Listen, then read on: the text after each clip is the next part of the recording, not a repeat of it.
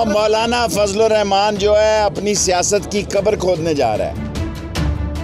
मौलाना फजलुर रहमान पहली दफ़ा पटड़ी से उतर गया है। मौलाना फजलुर रहमान की हालत काबिल रहम है। वो समेरा कौमी असम्बली में ना हो तो जनाब अली वो इस सियासी दुनिया में ही नहीं है। आज मौलाना फजलुर रहमान की सियासी ज़िंदगी में पहला दिन है कि ना पीपल्स पार्टी उसके साथ है ना नून है, और नून भी टुकड़ों में तकसीम है। एक शहबाज की नून है, एक मरियम की नून है, और पीपल्स पार्टी जो है उसकी सूरत हाल जो है वो आप देख रहे हैं। क्या सूरत हाल है? ये सारे चोर डाकू लुटेरे, इनकी सियासत ख़त्म हो गई है। इनके बाप चाहते हैं इनकी दौलत हुई लूटी हुई दौलत का चौकीदार इनकी औलाद बने। ये सिर्फ अपनी दौलत को अपनी औलाद के लिए जो लूट मार की है, इंशाल्लाह कामयाब नहीं होंगे।